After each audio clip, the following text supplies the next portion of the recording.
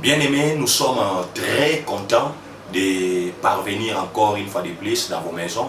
Je suis très heureux de vous apporter encore cette parole qui a été faite chère. Nous sommes là encore de nouveau sur aujourd'hui Jésus-Christ et nous allons partager sur un thème très important qui est en quelque sorte une suite par rapport au thème que nous avions exploité la fois dernière.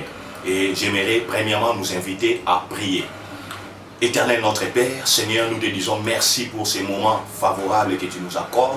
Seigneur, bénis ces instants. Saint-Esprit, nous te prions de te manifester dans toute ta puissance, que ton esprit puisse traverser, ô Dieu des armées, Seigneur, ces ondes et qu'il puisse engloutir toute personne qui est en train de nous suivre.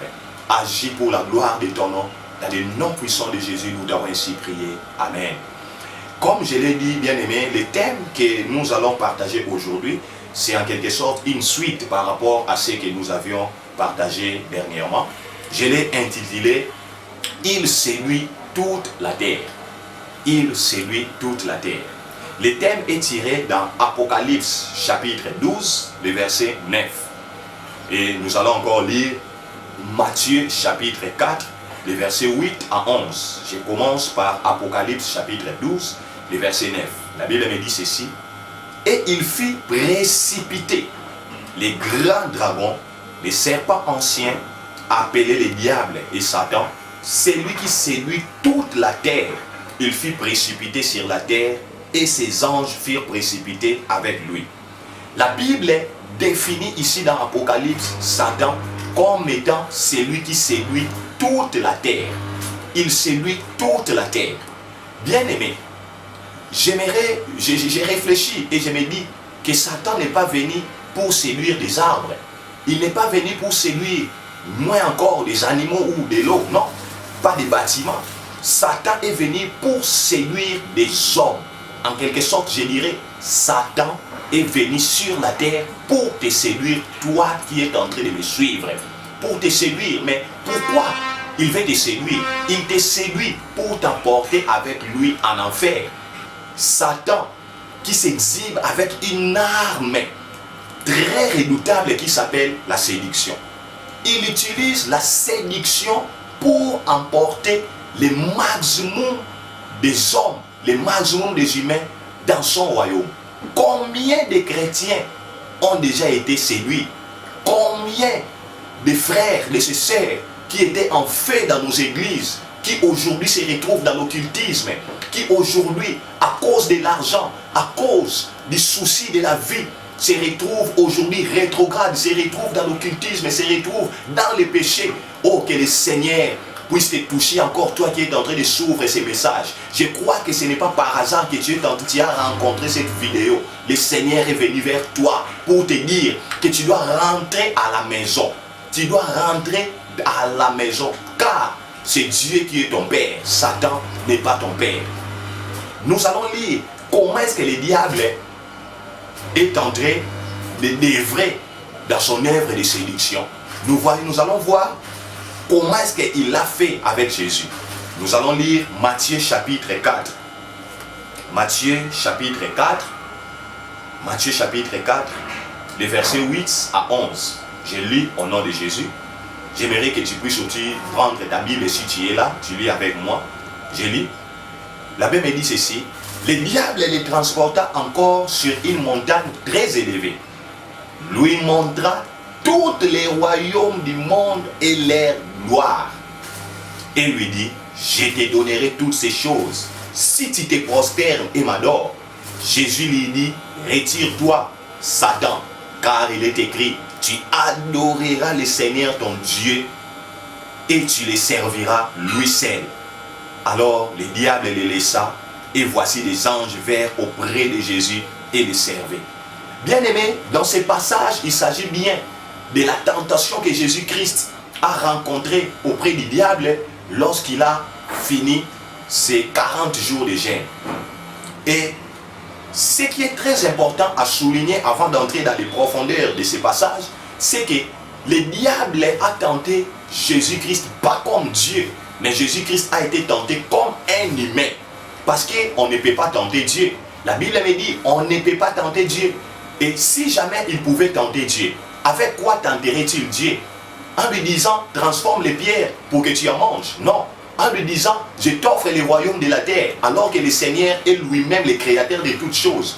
N'est-ce pas, mon frère, ma soeur, toi qui es encore sous cette discussion, j'aimerais que tu cesses aujourd'hui, que tu arrêtes et que tu comprennes que Dieu, que Jésus-Christ a été tenté, pas comme un Dieu, mais qu'il a été tenté comme un humain. Car, sortant de son gène, il a gêné comme un humain, car Dieu ne peut pas gêner.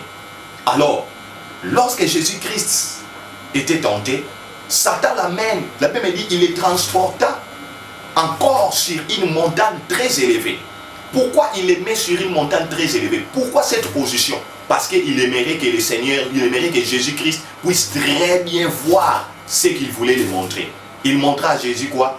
Les royaumes du monde. La Bible dit les royaumes du quoi? Du monde et leur gloire. Il fait un offre à Jésus.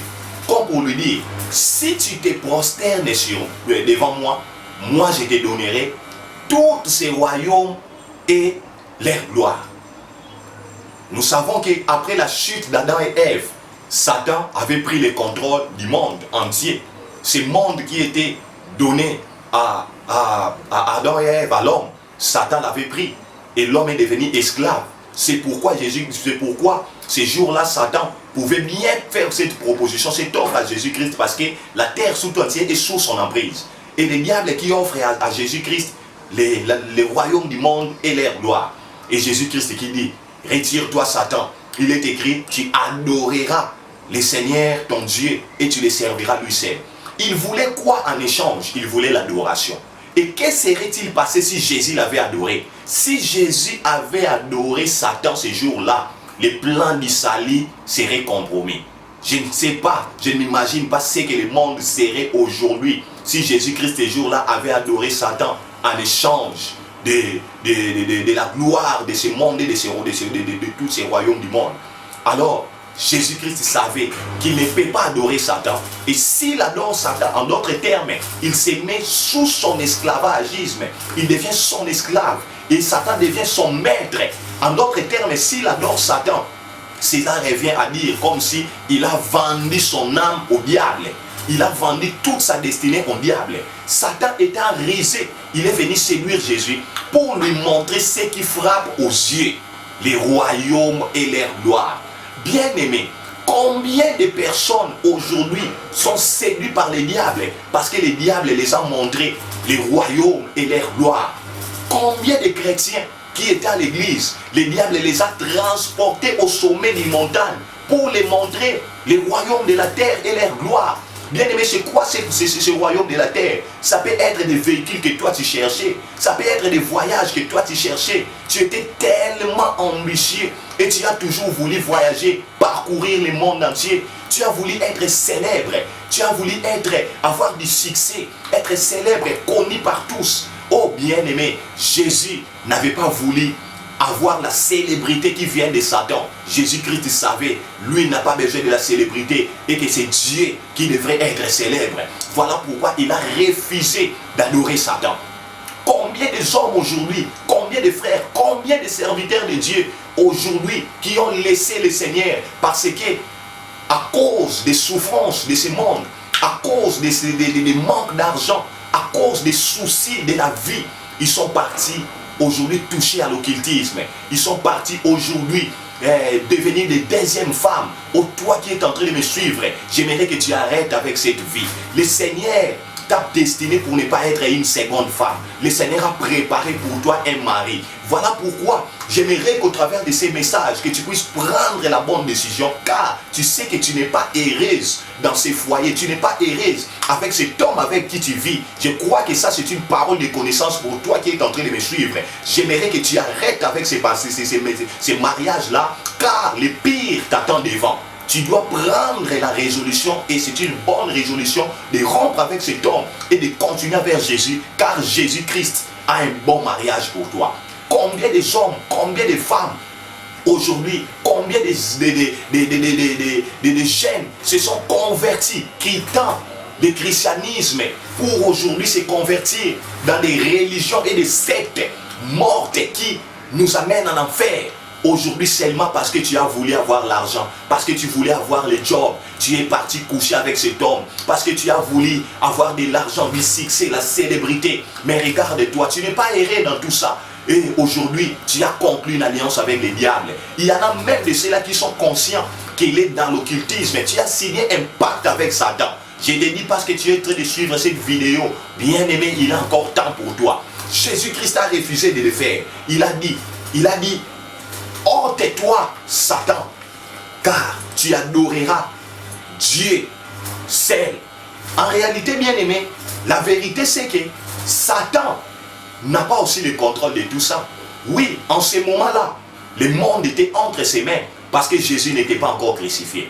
Mais lorsque Jésus-Christ a été crucifié, lorsqu'il est descendu dans les régions inférieures, au troisième jour, il a ravi les clés. Au troisième jour, il a repris l'autorité que Satan avait arrachée à Adam et Ève. C'est pourquoi la Bible me dit, si tu confesses le Seigneur Jésus-Christ et si tu crois dans ton cœur que Dieu l'a ressuscité des morts, tu seras sauvé. Bien aimé, tu peux bien vivre la jouissance, tu peux être heureux en Jésus-Christ. Oui, le travail que tu cherchais, oui, le voyage que tu cherchais, la vie que tu cherchais, Jésus-Christ peut les donner, car il est écrit, c'est la bénédiction de l'Éternel qui enrichit. Il ne les fait suivre d'aucun chagrin. Ce que le Seigneur te donne aujourd'hui, ce que le diable t'a donné, regarde ce qui est en train de se produire dans ta vie.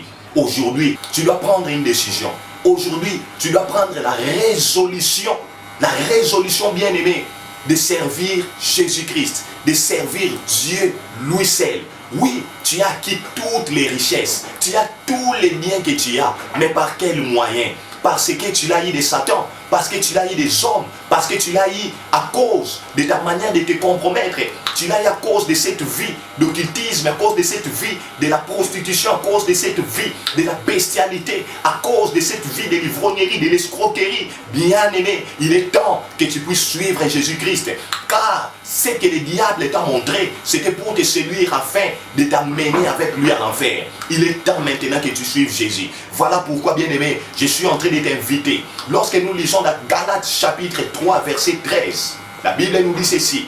Christ nous a rachetés de la malédiction de la loi, étant devenu malédiction pour nous, car il est écrit, maudit et quiconque qui est pendu au bois. Christ est devenu plutôt la malédiction qui t'attendait. Le diable était menteur. Il est en train de te mentir. Voilà pourquoi tu n'es pas heureux. Tu cherches comment est-ce que tu peux sortir de ces circuits, mais tu ne les trouves pas. Moi, je te garantis que Jésus-Christ est roi des rois. S'il a vaincu Satan sur la croix de Golgotha, il peut encore les vaincre aujourd'hui dans ta vie. Prends la décision de suivre Jésus-Christ. Prends la décision d'arrêter avec l'occultisme. Prends la décision d'arrêter avec cette vie que tu es en train de mener et suis Jésus-Christ, alors tu vivras. Tu me suis, tu es malade. Je te dis, ta guérison n'est pas entre les mains des médecins, mais ta guérison se trouve en Jésus-Christ. Si tu le crois aujourd'hui, là où tu es, tu peux expérimenter la guérison divine. Car Jésus-Christ, quand il entre dans la vie d'un homme, il peut faire plus que les attentes des hommes. Il peut t'apporter la guérison, il peut t'apporter la paix et il peut recadrer ta vie et te faire vivre la gloire dans les ciels et la gloire sur cette terre. À quoi te servirait-il, bien-aimé, de gagner tout ce que tu peux gagner sur la terre et de perdre ton éternité? Il est temps, bien-aimé, que tu arrêtes avec cette vie. Regarde tout ce que tu as gagné. Cela ne t'a pas rendu heureux, mais tu peux être heureux si tu suis Jésus-Christ. Voilà pourquoi, bien-aimé, j'aimerais encore insister.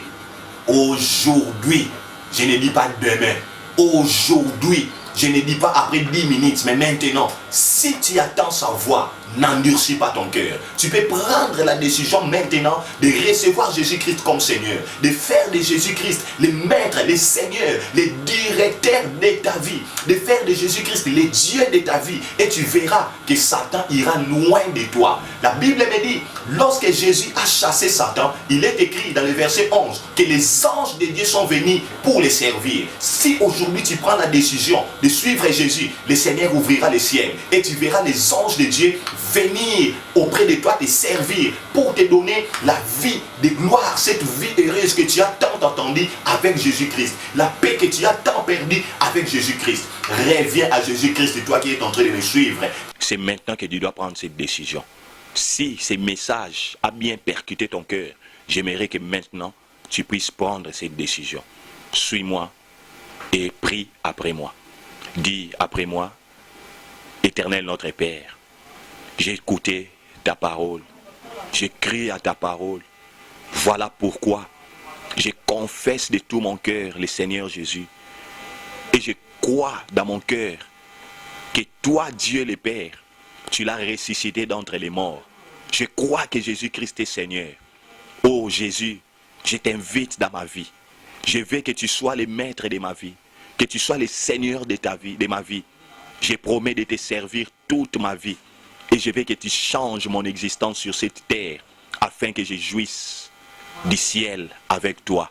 Merci pour la paix que tu me donnes. Merci pour la guérison. Merci pour la vie. Dans le nom puissant de Jésus. Amen. Bien-aimé, la décision que tu as prise, tu ne les regretteras jamais de toute ta vie. Et j'aimerais terminer ce message avec une petite prière pour toi. J'aimerais prier pour toi. Éternel notre Père, je recommande mon frère, ma soeur, cet homme, ton serviteur qui t'a écouté, Seigneur, au travers de ces messages. Je prie pour que ta main puissante soit sur lui. Seigneur, je brise les jougs de la servitude de Satan au nom puissant de Jésus. Alors qu'il t'a reçu comme Seigneur et Sauveur, j'ai prie, Seigneur Dieu, que la guérison soit son partage, que la paix qui surpasse l'intelligence humaine puisse, Seigneur Jésus, trôner son cœur et que tu puisses tracer un chemin de gloire pour sa vie. Agis pour la gloire de ton nom. Dans le nom puissant de Jésus, nous t'avons ainsi prié. Amen.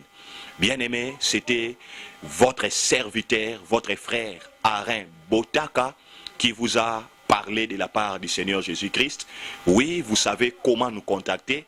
Nos contacts sont en train de passer sur les bas des écrans. Vous pouvez nous joindre sur WhatsApp.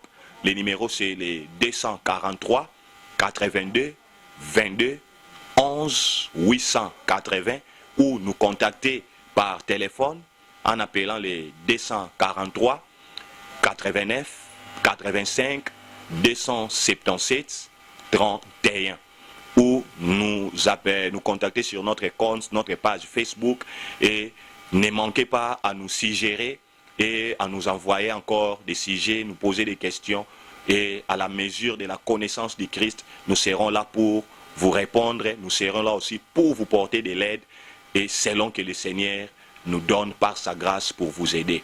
Que le Seigneur vous bénisse. Nous allons nous revoir à la prochaine. Merci.